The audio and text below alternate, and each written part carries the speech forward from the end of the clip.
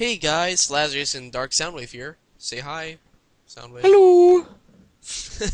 Anyways, we have another fanfic to read, I guess, and Soundwave's reading it this time. So, the cake is yours to take. Sweet, I get cake and it's not a lie.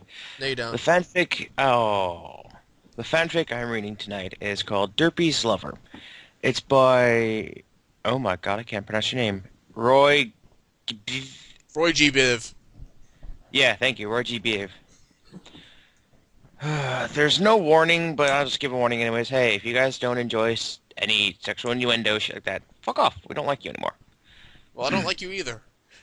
Well, you're a bitch. And you're a jerk. Your mom's a jerk.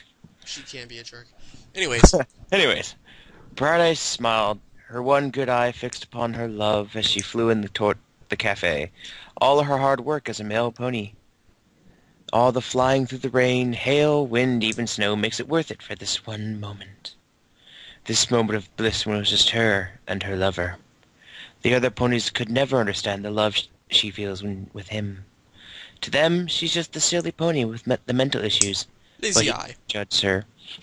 He never makes fun of her. He's always there to comfort her when she is at her lowest. She leans forward, her lips gently kissing the top of his mushroom flare. Oh my. Her tongue flicks across it, causing her to let out an involuntary moan as the taste sends fiery tingles down her spine. She mustn't rush this moment, no.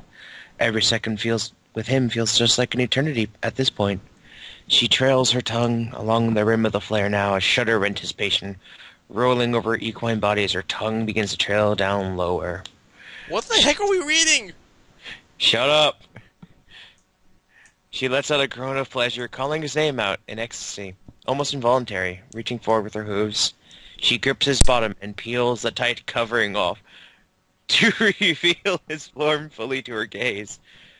Tossing the cover over her shoulder, she knew in her heart the others in the plaza were watching her now, their eyes aghast, glued to her lewd display as her tongue danced across his now striped body to taste every inch. But she didn't care anymore at this point, so lost in her lustful experience, they didn't matter anymore. It was just her and her love, and right now, she needed to feel him fill her mouth. The gray Pegasus opens her muzzle as she starts to take him ever so deep inside. She gags slightly from the size and width, but You're thanks failing to to her excite years me of here. practice, she soon feels his warmth and girth fill her muzzle completely. This moment she craves. This is the moment when she feels fulfilled and at peace, sitting in the middle of Ponyville, her muzzle full of him, getting ready to swallow as everyone watched.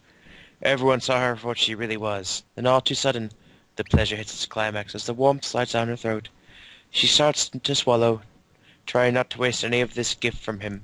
As the warmth fills her belly completely, she looks up with a satisfied look, as the final traces of him remain smeared across her face.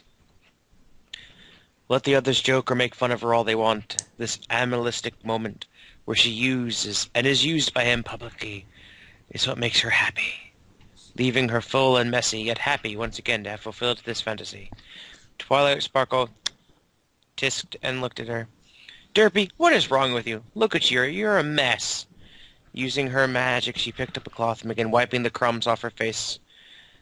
Honestly, Derpy, you're always such a noisy and messy eater. Can't you eat just like a normal pony? The gray Pegasus just gave Twilight a goofy grin as she tilts her head to the left questioningly. Muffins? She screws with her food. That's the moral of the story. That's not even a moral. Kids, the moral of the story is, don't fuck with your food. Basically, Problem solved. I'm kind of scared that Star Fox might have been aroused by that if you was in the call. I'm glad he wasn't in the call. Sounded like you were trying to excite me, good sir. Oh, I was. Well, it failed, and I will not take you up on your offer. Oh. Dinner's declined, I'm sorry.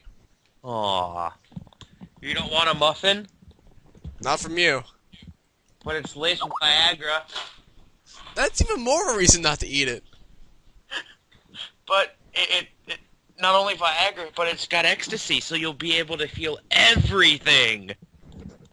Okay, two things before we go. One, 1, you're not allowed to make the muffins anymore. oh shit, we were recording that part. Whoops. 2, yeah, you didn't know that? I did not. All the juicy bits come in at the end when you decide to say something really silly. Anyways, before we leave, something you need to say. If it lasts for 4 more hours, call your local physician.